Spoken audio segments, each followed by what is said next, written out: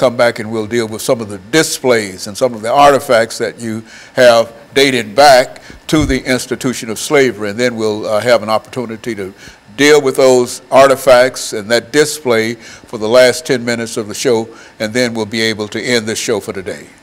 Let's start off by having you to talk about Tommy Morton Young before she became Dr. Tommy Morton Young. Let's do it from that perspective, Dr. Young. Well, I am Tommy Morton Young.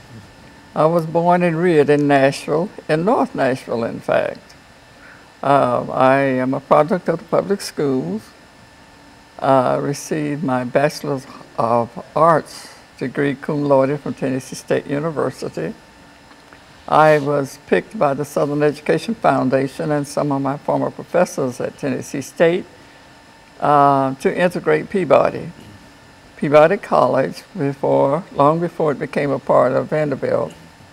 I was the first African American to graduate from Peabody College with a Master's of Arts. I later went on to Duke University because I was in North Carolina at the University of North Carolina system teaching and as an administrator, and received a PhD from Duke University. I am listed on the North Carolina literary map, although I am a Tennessean, but my roots go back to North Carolina. Not only do my roots go back to North Carolina, but I have traced them across the ocean to the Ewe tribe of southern Ghana. I am a genealogist, and the last time I had the pleasure of being on your program, we talked about the Tennessee African American Genealogical and Historical Society. And so my writings, majority of them are in history and genealogy. And the work that I'd like to share with you today is genealogical. It is Southern history. It is African history. And it's about the experience of a woman from whose parents came from Africa. She was born here.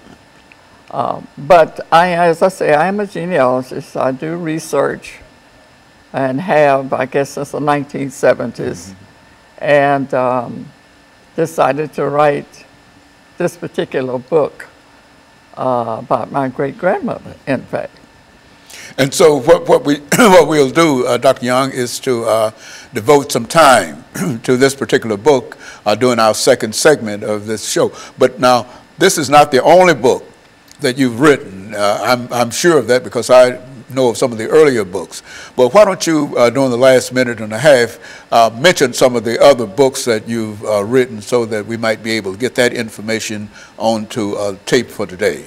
Yes. One of the books that I have written, which has also been published in India. That's interesting to me. But it's called Nashville, Tennessee.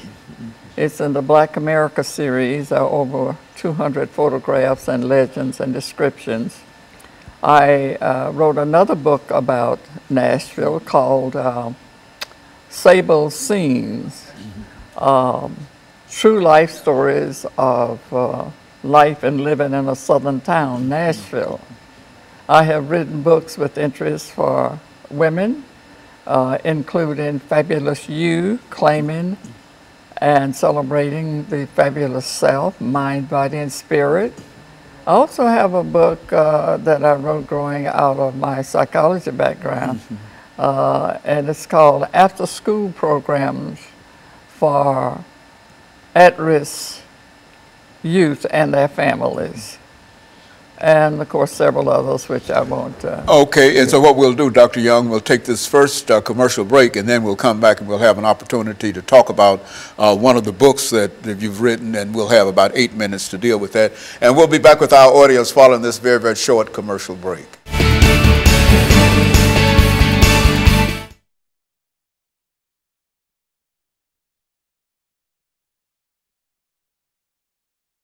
This segment, the Oh, this segment that's coming up Yeah. is with the book. So, do you want the books to pick up and show? Because Yes, I can pick the book up and hold it.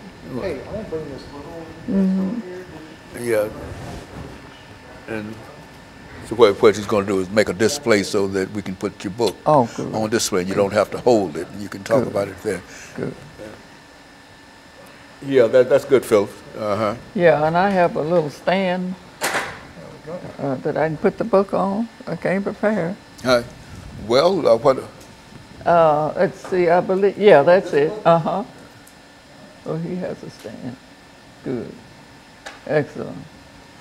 Is this the only one you need? That's the only one we got. Okay, all right. Okay, and so what they'll do, they'll get a shot of that, and then while we're talking, they'll be able to project it on the screen. So we don't have to worry about that. You don't have to hold it or anything, and it'll be shown. There's a photograph of, yes, that if you could show, This? yeah.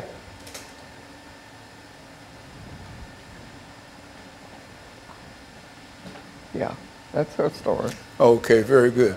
Okay, that's good. Now we've got the displays and everything that's necessary for our discussion of the book. I don't have that 200-year-old pipe stem, and this is part of American history too. I know, but I think that we're going to do that on the last. We're going to we're going to put everything on the last segment. We wanted to put this book up, since this is what you want to talk about now. The roads, Many roads travel. You see, and so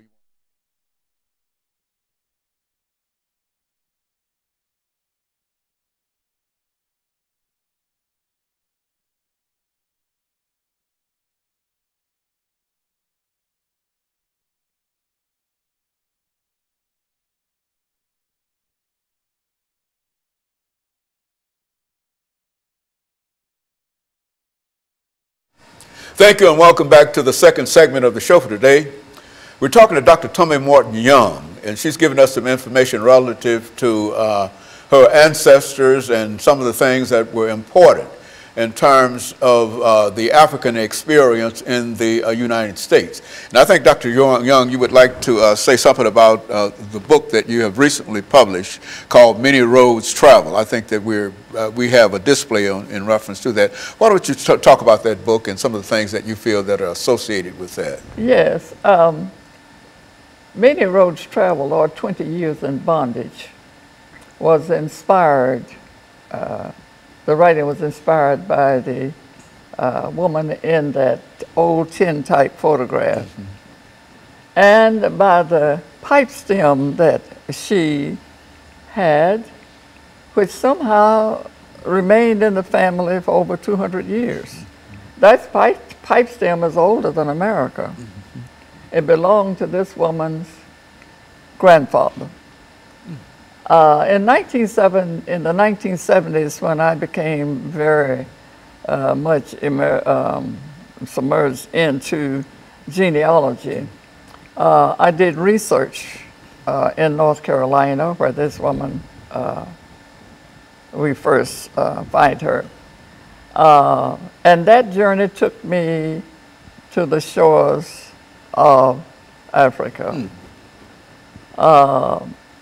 The book is historical fiction, which means it is a creative reconstruction of events, people, and places.